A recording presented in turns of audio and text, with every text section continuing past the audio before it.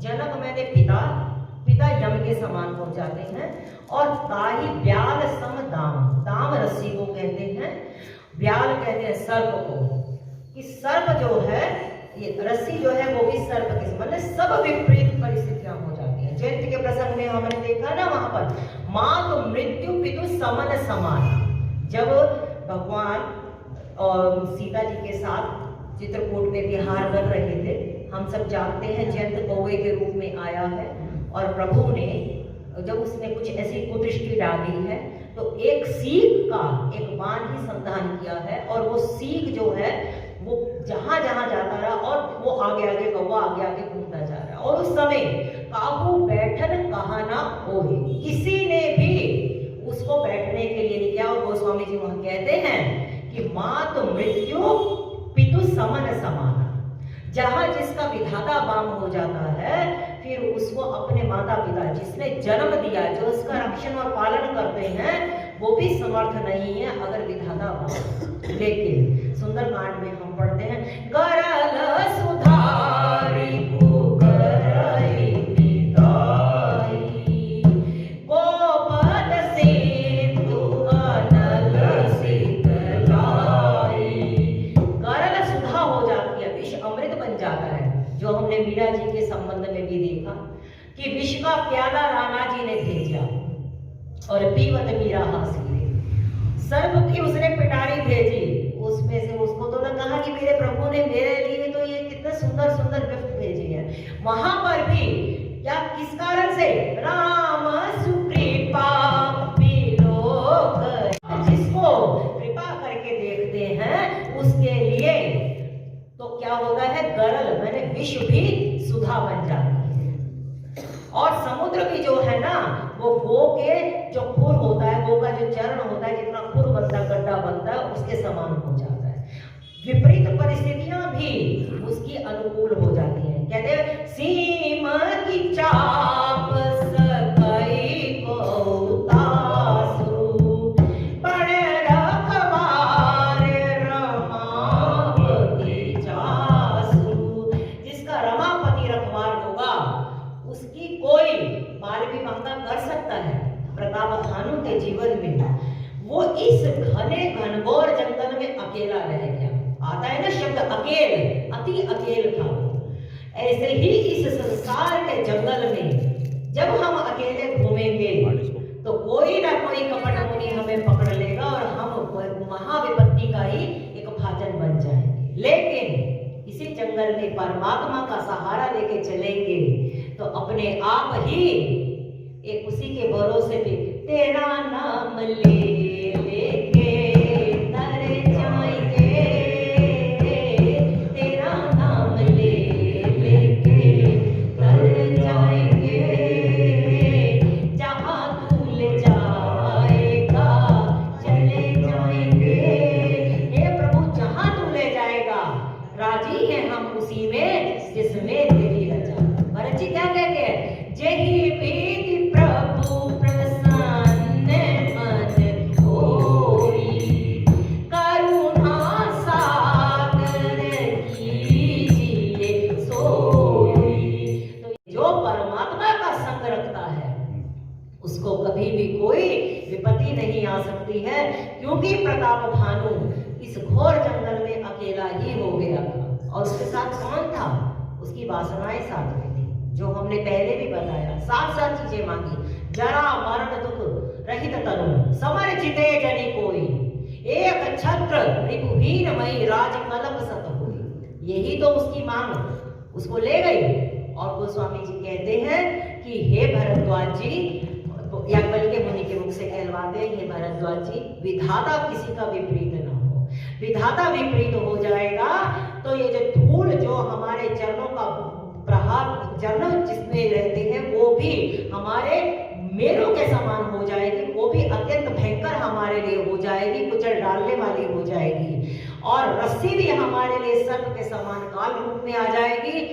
और कहते हैं इसी तरह प्रताप भानु का भी विधाता वाम था, जिसकी वजह से उसको ये सब, राजा तो अपने आप में अच्छा था, धार्मिक था, प्रजा के साथ उसका बहुत अच्छा व्यवहार था।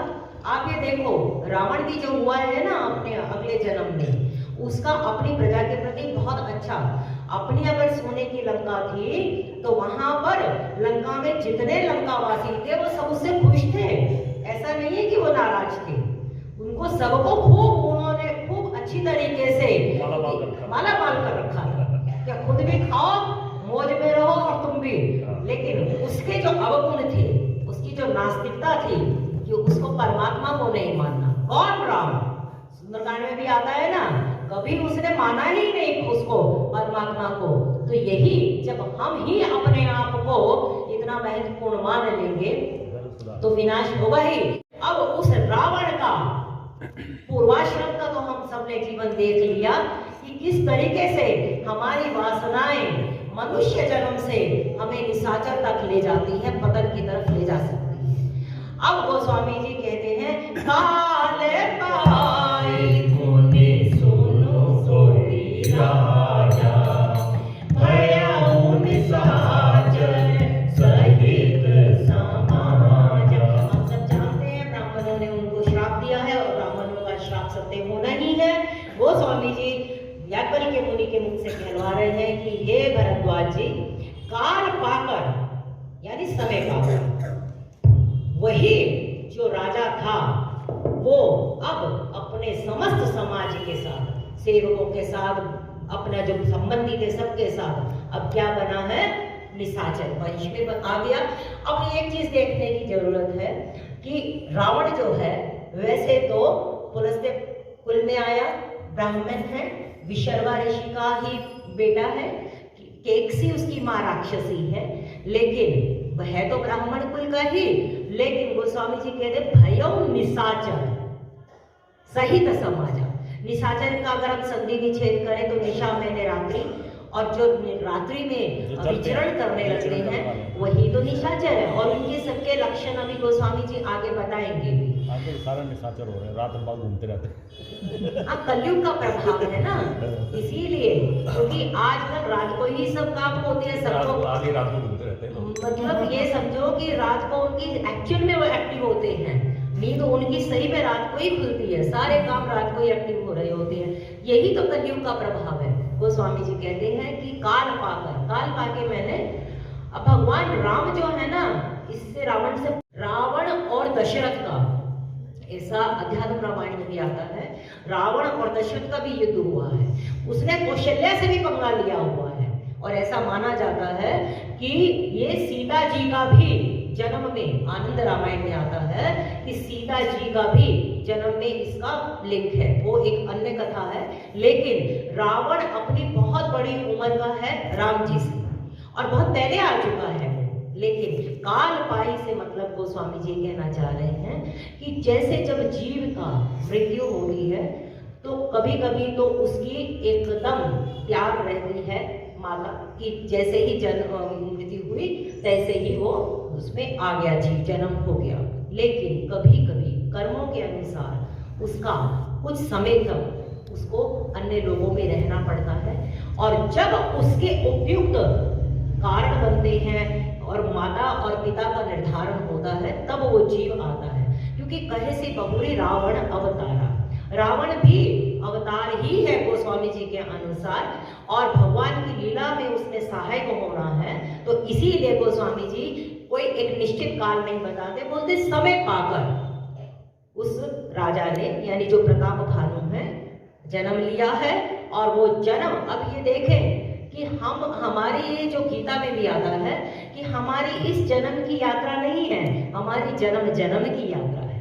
प्रताप भानु का ही तो, ये रावण का ही तो पूर्वाश्रम हम देख रहे हैं, पूर्व जन्म देख रहे हैं। तो इसीलिए हमारा जो ये अब ये जो जन्म तुझको मिला है, यहाँ पर ही अगर हम अभी इसको जितना सुधार ले तो कम से कम हमारी आगे की जो यात्रा है वो और सुखद हो जाए। क्योंकि वहां तो जीव अकेला है, वहां तो जब पूछा जाएगा, आप गरुड़ पुराण में सुनते ही होंगे कि किस किस तरीके से जीव को, तो वहां पर कैसे कैसे उसके कर्मों के अनुसार उसकी यात्रा होगी। और हम सब जानते हैं उत्तरायण और दक्षिणायन दो मार्ग भी बताए गए हैं। गीता में तो पूरा का पूरा बताया कि दिन का अभिमानी जो देवता होता है, जो लोग दक्षिणायन की तरफ में जाते हैं और कृष्ण पक्ष में जाते हैं, वो चंद्र की तरफ यात्रा करते हैं, और और जो उत्तरायण में जो अब इस समय जो जा रहे हैं, ये वाला जो समय है अभी उत्तरायण का, ये देवताओं के दिन का समय है, और जो दक्षिणायन समय है वो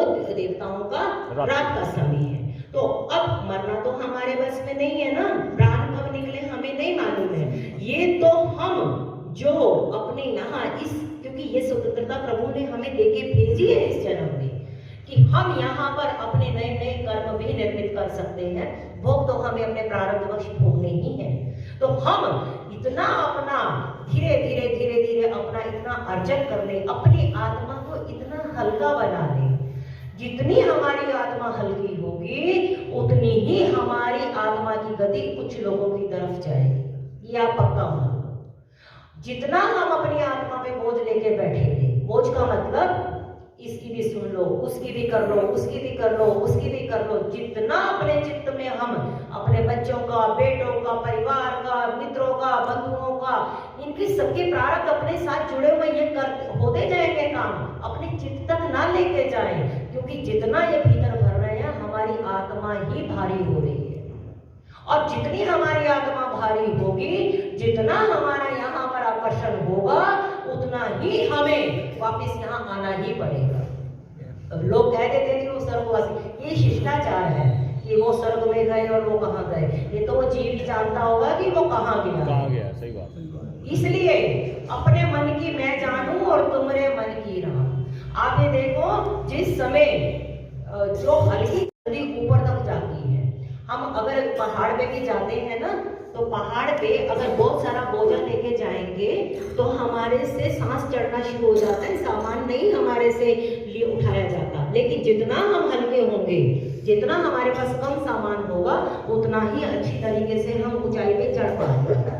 ऐसे ही हमें भी, पहले ये कहा जाता था कि चढ़ाई कर गया, जब डेथ होती थी ना किसी की तो बोले चढ़ाई कर गए। तो ये चढ़ाई है हमारी, और ये चढ़ाई में जितनी हमारी ये अपना ये जो सूक्ष्म शरीर है हमारा, ये जितना हल्का रहेगा उतना ही ज्यादा हम ऊंचाई पे उच्च लोगों पे हम यात्रा कर पाएंगे। और जितना हमारा यहाँ पर अपनी रहेगा नीचे यहाँ लोगों के साथ संबंध, तो वह वापिस बार बार आना ही पड़ेगा।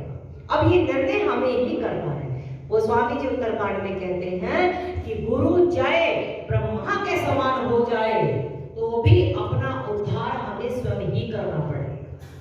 हमें हमारे मन को खुद ही विवेक से समझाना पड़ेगा कि हमें पुनरपि जननम पुनरपि मरणम में जाना है, या हमें अब परमात्मा के आए संसार में आए लेकिन हरि के गुणगान गाने के लिए आए, हम बंदी बनकर ना आए। आप एक चीज बताओ, एक व्यक्ति जेल में कोई गुनाह करता है तो जेल होती है उसको, और वो जेल में चला जाता है, वो बंदी होता है और बाहर से उसको ताला लगा दिया जाता है। अब जेलर जेल खोलेगा दरवाजा तभी तो कोई बाहर वो निकल कर आ पाएगा, अदरवाइज वो नहीं निकल सकता, वो कैदी है, वो बंधन में है।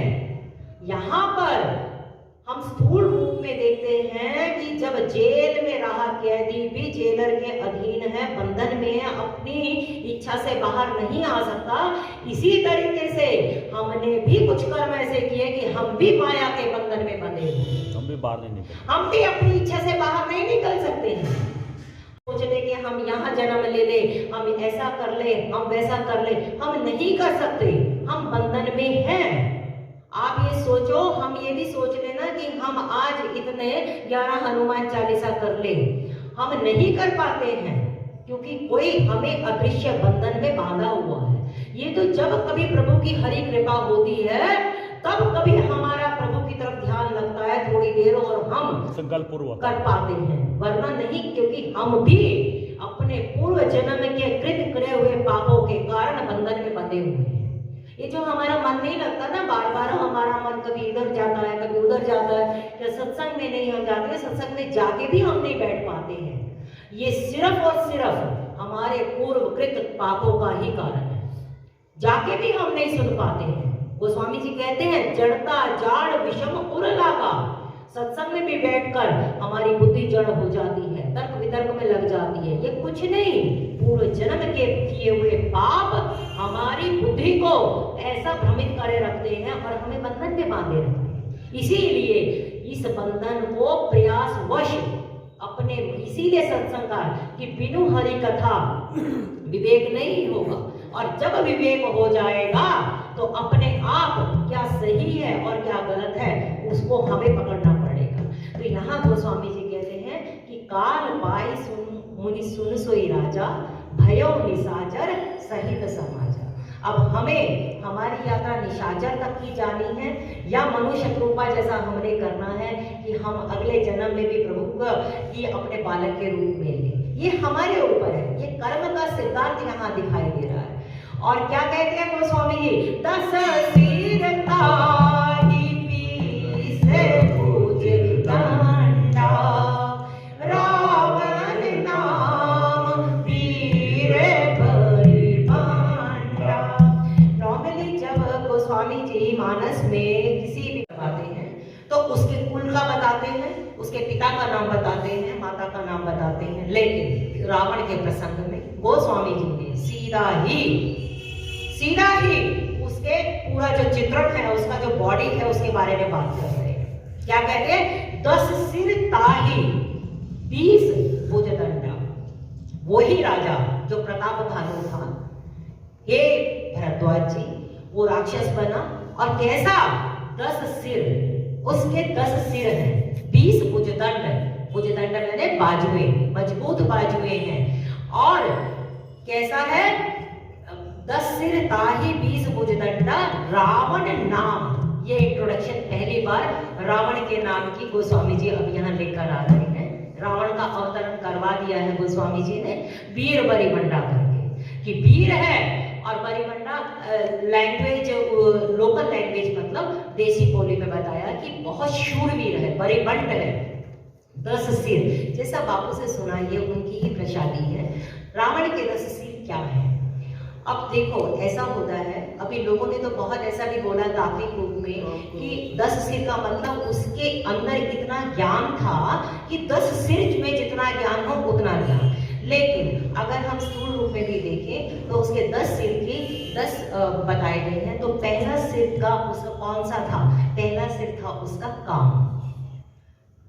रावण के मस्तक में, अब देखो जो ये हमारा ये वाला हिस्सा है ना, नीचे का तो धड़ रहता है, हमारा 9 इंद्रियों का बताया है ना, शरीर 9 द्वार बताया है इसको। तो 9 द्वार में जो 7 द्वार है ना हमारे इंद्रियों के जो प्रमुख है, वो धड़ से ऊपर ही ऊपर है। कैसे? 2 आंखें हो गई, 2 नाक हो गए, 2 कान हो गए, 1 मुंह, और यहाँ पर ही। तो ये 7 जो है ना, ये तो ऊपर ही ऊपर है। तो ये जो मस्तक है ना, ये बहुत बहुत इंपॉर्टेंट है। नीचे के जो वो तो हैं, वो तो 2 द्वार तो हम सब जानते हैं, लेकिन ऊपर के ये जो है, इसीलिए मस्तक हमारा बहुत हमेशा से प्रधान माना गया। तो मस्तक में ही गोस्वामी जी कहते हैं 10 मस्तक हैं उसके। तो पहला मस्तक जो बताया गया रावण का, वो ये है कि रावण का पहला मस्तक काम है। काम मैंने कामनाएं बहुत हैं, उसकी अनंत कामनाएं, इच्छाएं उसकी कम नहीं हो रही है, सब कुछ है। अरे भगवान शंकर के वहां से गया तो पार्वती को ही मांग लिया, जो ये शिवलिंग की कथा आती है वैद्यनाथ जी की, वहां से उनको मांग लिया, लंका मांग ली, कुबेर से छीन लिया, सारी नारी रत्न जितनी थी वो सारी उसके वहां पर महलों में है, उसकी कामनाओं का कोई अंत नहीं है। लेकिन क्या हम लोग अपने जीवन में देखें तो हमारा भी एक मस्तक काम नहीं है, हमें कितने काम रहते हैं। मुझे ये काम करना है, मुझे वो काम करना है, ये जितने हमारे काम है ना, ये हम सब ये रावण के मस्तक ही है। जब तक हम इस काम पे कहीं लगाम नहीं लगाएंगे, तब तक ये समझो कि हम भी रावण का एक मस्तक ढो रहे हैं। अपने अपने जीवन से हम इसको लेते चले। अगर आज इसी में ही हम चला दें, फिर इसको ही थोड़ा, क्योंकि आनंद लेके ही कथा सुननी है। तो दूसरा मस्तक रावण का जो माना गया है, पहला काम है, दूसरा है क्रोध। क्रोध जो है वो रावण का दूसरा मस्तक बताया गया। रावण कितना क्रोधी, उसको जो कोई समझाने आता है, मंदोदरी ने समझाया या विभीषण जो भी समझा रहे हैं, उसको सतमार्ग दिखा रहे हैं, तो उसको नहीं समझ में आता है। और क्रोध जो होता है बिना अहंकार के तो होता ही नहीं है, अभिमानी तो है ही वो। तो दूसरा मस्तक रावण का क्रोध है। हम अपने जीवन से देख लें, जीवन में जब जब भी हम क्रोध में आते हैं। देखो क्रोध थोड़ा व्यवस्था के लिए ठीक है, अगर हम क्रोध बिल्कुल, क्योंकि काम, क्रोध और लोभ ये तीन चीजें ऐसी हैं कि जो थोड़ी हमें संसार चलाने के लिए चाहिए भी, लेकिन हर चीज की एक, क्योंकि ज्यादा क्रोध हो जाएगा तो वो हमें चांडाल की तरफ ले जाएगा, नरक की तरफ ले जाएगा। तो यहाँ पर अति अगर हो जाती है तो क्रोध, वो भी समझो कि दूसरा मस्तक रावण का हमने धारण कर लिया। अपने अपने भीतर रही, हम भी अपनी रावणी वृत्ति को देख ले। 10 सिर सिर्फ उस रावण के नहीं थे, हमारे भी वो 10 सिर हैं। काम, क्रोध और तीसरा लोभ। लोभ जो है रावण का तीसरा मस्तक है। लोभ हम सब जानते हैं कितना लोभी है वो, हर चीज बस मेरे पास ही आ जाए, हर चीज को मैं ही ग्रहण कर लूं और किसी को ना मैं दूं। तो ये जो वृत्ति है लोभ की, गोस्वामी जी कहते हैं जिसको जितना जितना मिलता चला जाता है ना लाभ, उतना ही उसका लोभ भी बढ़ता चला जाता है। हम भी अपने जीवन में देखें, परमात्मा कितना कितना हमें दिए जा रहा है, तो भी हमारा लोभ कम तो नहीं हो रहा है और बढ़ता चला जा रहा है। जैसे आप कभी कभी कह भी देते हो कि महिलाओं को सूट से कमी नहीं होती, ये क्या है? ये सूक्ष्म रूप में ये देखें तो ये हमारे लोग ही हैं, वरना एक स्थिति आने के बाद अब बहुत हो गया, धीरे धीरे हमें, क्योंकि गोस्वामी जी कहते हैं कि बिनु संतोष न काम न साई, काम अछत सुख सबने नाई। बिना संतोष के काम हमारा नष्ट होने वाला ही नहीं। हम अपने अपने सब जीवन में देख लें कि हम में कितना संतोष है। अगर संतोष हो जाएगा तो धीरे धीरे कामनाएं हमारी कम होती चली जाएगी। तो रावण का तीसरा मस्तक है लोभ। ऐसे ही हमारे जीवन में भी हम देखें, अगर लोभ है तो हम भी रावण के तीसरे मस्तक को ढो रहे हैं। काम, क्रोध, लोभ और चौथा है मोह। मोह का मतलब होता है जीवन में अज्ञान। जो चीज सही में सत्य है उसको तो हम ग्रहण नहीं कर पा रहे हैं, लेकिन जो असत्य है उसकी तरफ हम भागते चले जा रहे हैं।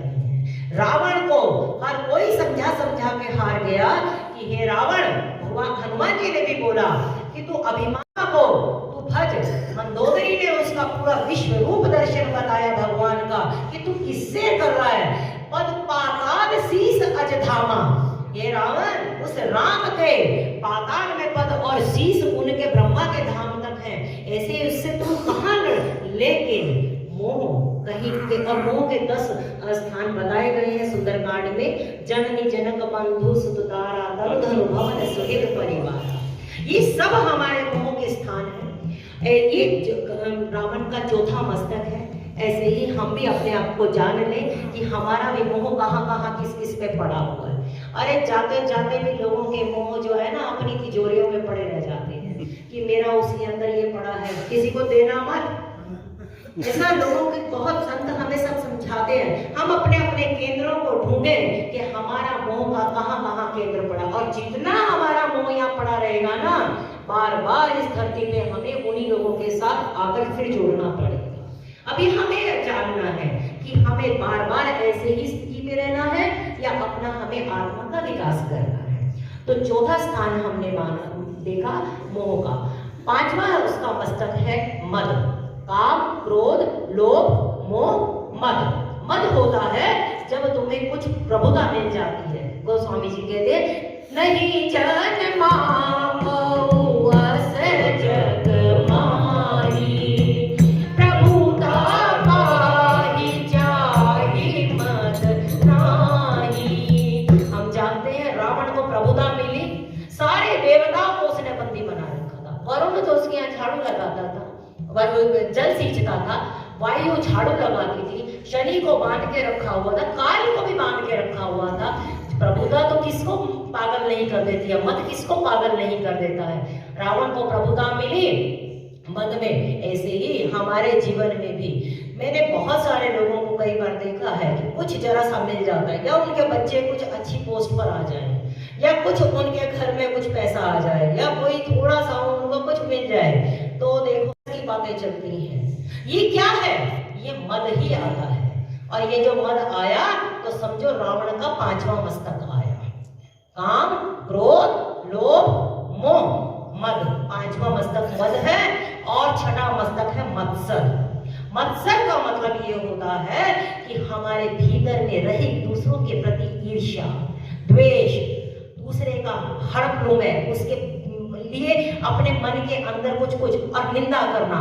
रावण के जीवन में हम देख ले, उसको जब शूर्पणखा ने बताया कि सीता इतनी नारी रतन है, इतनी सुंदर है, शूर्पणखा ने जान के बताया है कि कामी है ना ये, और इसको बताऊंगी, और इसको तो लगता है हर नारी रतन मेरे पास ही होना चाहिए, और ये उसका सॉफ्ट कॉर्नर है। जान के शूर्पणखा ने अपनी बात नहीं बताई, उसने ये बोला कि वहां पर उनके पास बहुत सुंदर ही है, नारी एक बहुत सुंदर है, कमजोरी थी, और वहां पर उसको कमजोरी को उसने पकड़ा है, क्योंकि ऐसे व्यक्तियों को भीतर ही भीतर द्वेष रहता है। राम से कम द्वेष है उसको, बहुत द्वेष है। और ऐसे ही हम भी अगर अपने यहाँ आसपास में लोगों से रहे हुए में अगर हम द्वेष रखते हैं, निंदा करते हैं, मत्सर रखते, ईर्ष्या रखते हैं, तो समझो हम भी रावण के छठे मस्तक को अपने ढो रहे हैं। और रावण जो है ना, पुतला हर साल जला लेते हैं, लेकिन ये जो भीतर का जब तक रावण नहीं मरेगा ना, तब तक घटना नहीं घटेगी। उसको नहीं मारते हम, उसको तो हम जला आते हैं और खुश हो लेते हैं, जलेबी खा लेते हैं, लेकिन भीतर का जब रावण हमारा मरे तो पहचाने तो सही कि किस किस रूप में रावण हमारे यहाँ पे बैठा है। काम, क्रोध, लोभ, मोह, मद, मत्सर, 6 हो गए। जो 7वां हमारा जो हमारे कुविचार है।